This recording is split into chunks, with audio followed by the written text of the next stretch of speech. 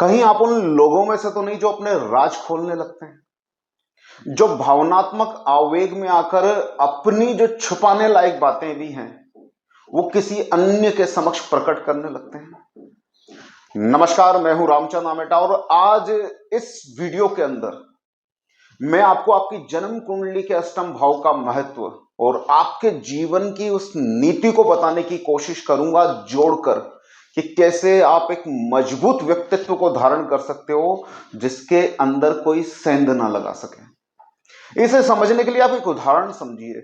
चाहे वृक्ष कांटेदार हो, मजबूत से मजबूत कांटों से लदा हुआ वृक्ष हो, चाहे कोई दूसरा अन्य शानदार वृक्ष हो, उन सबकी जो जड़ें हैं जो चट्टानों को खोखला कर दें, दीवालों को तोड़ दें और धरती को फाड़ कर अंदर प्रवेश कर जाती हैं, वो जड़ें आप देखोगे तो अत्यंत सुकोमल होती हैं।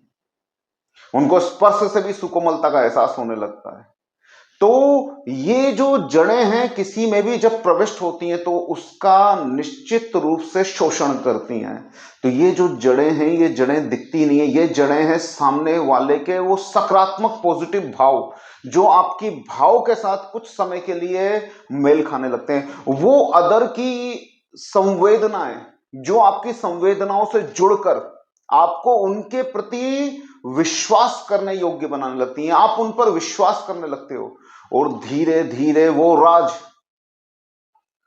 राज जो आपके व्यक्तित्व में, आपके समाज में, आपके परिवार में घुसने के लिए द्वार स्वरूप होते हैं, उन राजों को धीरे से खोलने लगते हो। ये राज जब कोई व्यक्ति जान लेता है तो निश्चित रूप से वो अत्यंत घातक होता है, क्योंकि अब वो अंदर से वार कर सकता है, वो आपके व्यक्तित्व में प्रविष्ट कर चुका है। इसलिए बोलते हैं ना, नीति नियम के अनुसार आपका मित्र ही सबसे बड़ा शत्रु हो सकता है। लंका के अंदर विभीषण का उदाहरण सब जने देते हैं।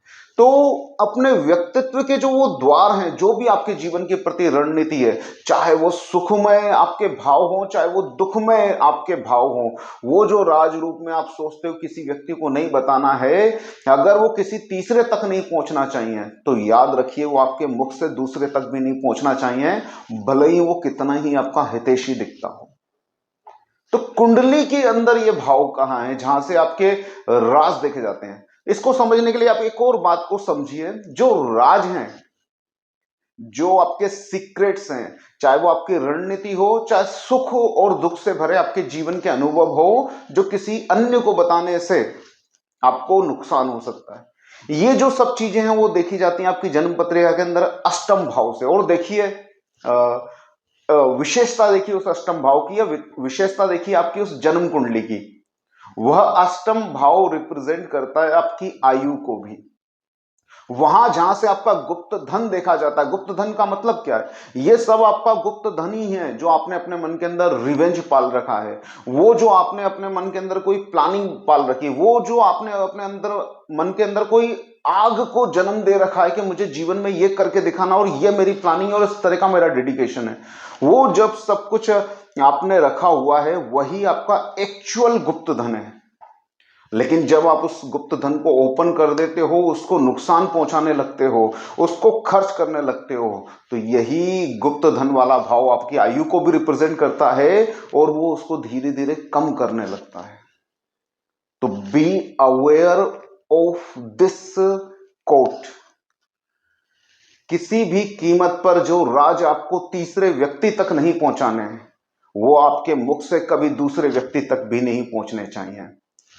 नमस्कार, जय श्री कृष्णा।